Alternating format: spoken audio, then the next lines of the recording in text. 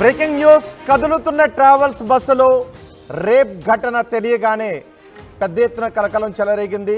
నిజంగా ట్రావెల్స్ బస్సులో రేప్ జరిగిందా? కదులుతున్న బస్సులో రేప్ ఘటనపై భిన్న వాదనలు వస్తున్నాయి. పోలీసుల అదుపులోనే ఇద్దరు డ్రైవర్లు కూడా ఉన్నారు.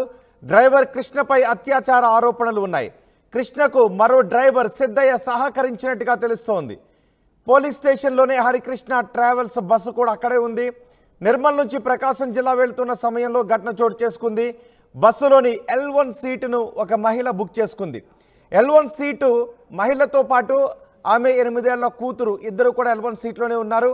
రాత్రి 10 గంటల వరకు క్యాబిన్లో డ్రైవర్ కృష్ణ పక్కనే మహిళ కూర్చుందని చెబుతున్నారని పోలీసులు కూడా తెలియజేస్తున్నారు. యజమాని కృష్ణ ఈ విషయాన్ని చెప్తున్నాడు. మహిళతో డ్రైవర్కి ముందే పరిచయం ఉంది అని బస్సు యజమాని చెప్తున్నాడు. మహిళకు ఖాళీగా ఉన్న డబుల్ స్లీపర్ సీటును డ్రైవర్ ఆఫర్ చేశాడని చెప్తున్నారు. రాత్రి 10 గంటల 30 నిమిషాలకు చేగుంట దగ్గర భోజనానికి బస్సును ఆపారు. భోజనాల తర్వాత డ్రైవర్ మారాడు. మేడ్చల వద్దకు రాగానే పోలీసులకు ఫోన్ చేసింది మహిళ. లైంగిక దాడి చేశాడు అంటూ డ్రైవర్ కృష్ణపై ఫిర్యాదు చేసింది. బస్సును పోలీసులు పట్టుకున్నారు. OUPS పోలీసులు బస్సును పట్టుకున్నారు. పారిపోయిన కృష్ణను నాచారంలో కాకీలు పట్టుకున్నారు. దీనిపై మరింత సమాచారం మా ప్రతినిధి పెట్రీషా అందిస్తారు. కదులుతున్న బస్సులో మహిళ పైన అత్యాచారం అయితే జరిగింది. అయితే రన్నింగ్ బస్సు మీద డ్రైవర్ అత్యాచారం చేశారని ఆ మహిళ కంప్లైంట్ చేయడం అయితే జరిగింది. నోట్లో గుడ్డడి కుక్కి మరి అత్యాచారానికి పాల్పడ్డారు. అదేవిధంగా డైల్ 100కి మహిళ సమాచారం ఇవ్వడం అయితే జరిగింది. డ్రైవర్తో పాటు ఇంకో ఎవరైతే కో డ్రైవర్ ఉన్నారో అతను అత్యాచారానికి పాల్పడ్డాడు, నన్ను లైంగికంగా వేధించాడంటూ మేడ్చల్ సమీపంలో వస్తున్న సమయంలో పోలీసులకి చెప్పడం అయితే జరిగింది. అప్రమత్తమయ్యారు పోలీసులు. వెంటనే ఏదైతే సిటీ పోలీసులు OU క్యాంపస్ నుంచి వస్తున్న Osmania university police station alert అయ్యి బస్సుని చేస్ చేస్తూ పట్టుకున్నారని కూడా సమాచారం వస్తుంది. హరికృష్ణ ట్రావెల్కి సంబంధించిన ఇద్దరు డ్రైవర్ని పోలీసులు అదుపులోకి తీసుకోవడం అయితే జరుగుతుంది. ప్రధానంగా కూడా రెండు వర్జన్స్ అయితే వినిపిస్తున్నాయి. ఒకవైపు మహిళ అంగీకారం లేకుండా అతను లైంగికంగా పాల్పడ్డారు. సుమారుగా ఈ లైంగికంగా పాల్పడిన బస్సులో రన్నింగ్ బస్సులో 36 మంది ప్రయాణికులు అయితే మహిళతో పాటు 36 ప్రయాణికులు అదేవిధంగా క్లీనర్ వీళ్ళందరూ ఉండడం జరిగింది. అయితే ఆ సమయంలో అతను బెదిరించాడు, నన్ను చంపేస్తాను, అందుకే నేను అరవలేకపోయాను అని ఆ మహిళ చెప్పడం అయితే జరుగుతుంది. మరోవైపు డ్రైవర్ మాత్రం లేదు, తను అంగీకరించింది, మేము ఇద్దరం మాట్లాడుకొని కమిట్ అయ్యాము, ఏదైతే అక్కడ స్లీపర్ బస్లో మేము కమిట్ అయ్యామని ఇద్దరు మాత్రం చెప్పడం అయితే జరుగుతుంది. రెండు విషయాలు అయితే మనకు అర్థమవుతున్నాయి. పోలీసులు మాత్రం కేసు నమోదు చేసి అయితే దర్యాప్తు చేసుకున్నారు. పూర్తిగా వాళ్ళని అదుపులోకి తీసుకోవడం అయితే జరిగింది. ఒకవైపు మహిళని కూడా మెడికల్ ఎగ్జామినేషన్కి పంపించారు.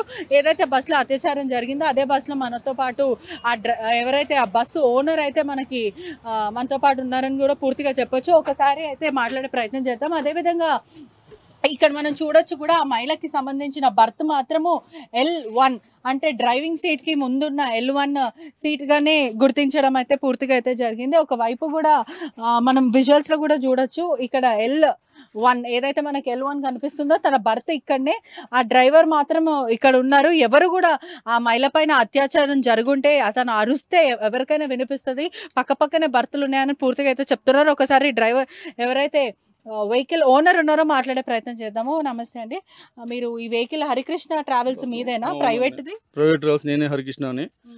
మేడం L1 బెర్త్ నెంబరు నిర్మల్లో సాయంత్రం 6 గంటలకు ఎక్కారు.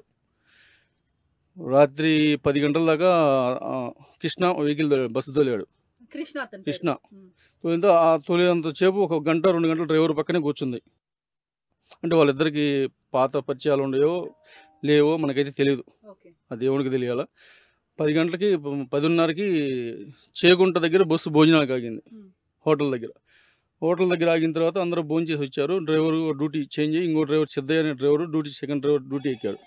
ఎక్కిన తర్వాత మేడ్చల్ దగ్గరికి వచ్చిన తర్వాత టికెట్లన్నీ ఫుల్, బండి ఫుల్, 36 మంది మొత్తం, 38 సీట్, 38 స్లీపర్, 38 మంది ఫుల్ బస్సు.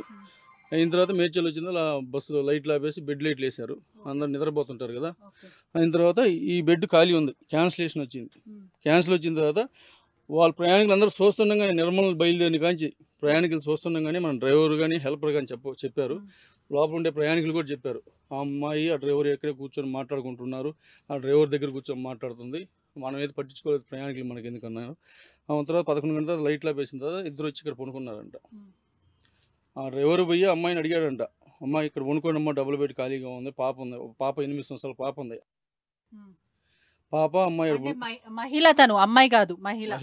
40 సంవత్సరాలు ఉన్నాయి. అత్యాచారం ఎవరిపైన అయితే జరిగిందో తను మహిళ. ఆ అమ్మాయికి 40 సంవత్సరాలు ఉంటాయి. ఆ మహిళకి ఒక పాప ఉంది 8 సంవత్సరాలు తో పాటు ఉండి. మరి ఆ పాప అత్యాచారం జరిగిన సమయంలో ఆ పాప ఎక్కడ ఉంది? ఇక్కడే ఉంది. మనం 10 years పాప ఉంది, కూతురు ఉంది. ఇక్కడ కొనుక్కున్నారంట. డ్రైవర్ వచ్చి సపోజ్ నిజమైతే ఈ కటన్ దిగానే ఎవరు మీరు అని అరవాల. అరిస్తే బస్సులో ప్రయాణికులు అందరూ లేచి ఎవరు నువ్వు లేడీ పక్కన కూర్చుంటున్నావు అని తల ఒక దెబ్బ కొడతారు. వాళ్ళిద్దరి మధ్యలో ఏం జరుగుతుంది? ఎంతమంది ప్రయాణికులు ఉన్నారు? 38 మంది. 38 మంది అంటే ఎవరు ఆపే ప్రయత్నం చేయలేదా? అసలు వాళ్ళిద్దరు ఇష్టపడ్డారో ఏమో మనకు తెలియదు, దేవుడికి తెలియదు. అంగీకారం బట్టి జరిగింది. ఏమో ఆ డ్రైవర్ అంటాడు మీ ఇద్దరు అంగీకారంతో చేసుకున్నాము అన్న డ్రైవర్ అన్నాడు. నాకు రాత్రి 1 గంటప్పుడు మన పోలీసు వారు ఫోన్ చేశారు, మీ డ్రైవర్ ఇలా చేశారంట. అంటే నేను వస్తున్నాను, బయలుదేరి నెల్లూరు నుంచి నేను వచ్చాను. పోలీసులకు ఎవరు సమాచారం ఇచ్చారు? 100కి డైల్ చేసిందంట. చేసిన తర్వాత మన సికింద్రాబాద్ దాటిన తర్వాత చేసిన తర్వాత ఇక్కడికి వచ్చేళ్ళకి బండి పోలీసు వాళ్ళు ఆపారు, స్టేషన్కి తీసుకొచ్చి హ్యాండ్ ఓవర్ చేశారు. చేసిన తర్వాత డ్రైవర్ పరారులో ఉంటే డ్రైవర్ని తీసుకొచ్చారు. పోలీసులు నాచారం దగ్గర దొరికితే తీసుకొచ్చి. తప్పు చేయని వ్యక్తి ఎందుకు పరారీ అవ్వాలి? అది ఏమో మనకు తెలియదు అంత గురించి. నింపుని మనకు తెలియదు. మనం అబద్ధం చెప్పకూడదు, అమ్మాయి మీద అబద్ధం చెప్పకూడదు, అబ్బాయి మీద అబద్ధం చెప్పకూడదు. జరిగింది. డ్రైవర్ని కూడా తీసుకొచ్చారు. డ్రైవర్ని మనం అడిగితే మీ ఇద్దరు ఇష్టపడే పోయాము అంటే ఆ అమ్మాయి ఉండి నన్ను భయపెట్టేలాగా నేను అతని దగ్గర కొనుక్కున్నాను అని ఆ అమ్మాయి అంటుంది. స్టార్టింగ్లోనే ఇక్కడికి వచ్చి అబ్బాయి కటన్ తీసినప్పుడే ఒక క్యాకేసి ఉంటే బస్సులో ఎంతమంది ప్రయాణికులు ఏమని భయపెట్టించాడంట మనకి తెలియదు దాని గురించి. ఆ అమ్మాయి ఆ మాట ఉంది. సరే మనమైనా మీరైనా నేనైనా అర్థం చేసుకోవాలా. కటన్ తీసినప్పుడు ఇప్పుడు ఇలా కటన్ తీశారు. కటన్ తీసినప్పుడు ఎవరండి మీరు మగోళ్ళు వచ్చి నా కటన్ తీస్తున్నారండి ఒక మాట అంటే బస్సులో వాళ్ళందరూ దిగుతారు కదా, తల ఒక దెబ్బ కొడతారు. మహిళ ఏం చెప్తుంది? ఇప్పుడు ఒక వైపు మాత్రం అతను నిందితుడుగా భావిస్తున్న వాళ్ళు అతను ఏమంటున్నాడు అంటే అంగీకారం వల్లనే జరిగింది అంటున్నా.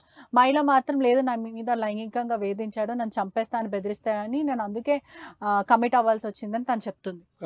అసలు దాంట్లో ఆ సింగిల్ స్లీపర్లో నుంచి ఈ స్లీపర్లకు రావాల్సిన అవసరం ఏంది?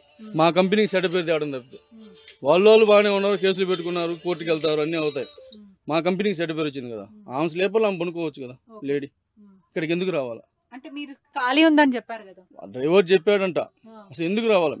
డ్రైవరే చెప్పాడు, ఎవరైతే పాల్పడ్డాడో అతనే చెప్పాడు. ఆ డ్రైవర్ అంటున్నారు, మా వాళ్ళు మాకు తెలిసిన వాళ్ళు డ్రైవర్ అంటున్నారు.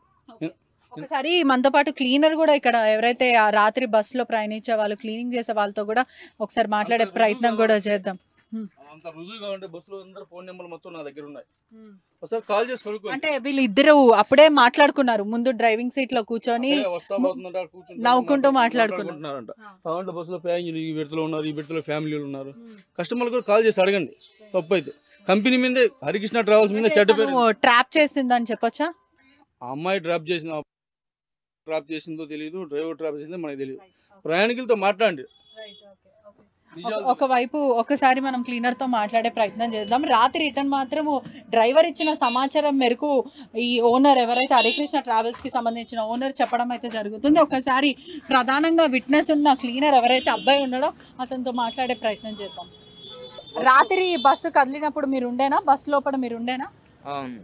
అసలు ఎవరైతే మహిళ లైంగికంగా వేధింపులకు పాల్పడ్డాను, నన్ను రేప్ చేశాడని చెప్తూ ఆరోపిస్తుందో తన్నుకి మరి డ్రైవర్కి ఎప్పుడైనా దానికి ముందు ఏమైనా మాట్లాడుకోవడం వాళ్ళు ఏమన్నా చూసావు అట్లాంటివి? తను అరవడం క్లోజ్గా ఉన్నారు, క్లోజ్గా ఉండి వాళ్ళ రిలేషన్స్ అంటారు. ఎవరు చెప్పారు రిలేషన్స్ అని? ఎవరు చెప్పారు? వాళ్ళే చెప్పారు.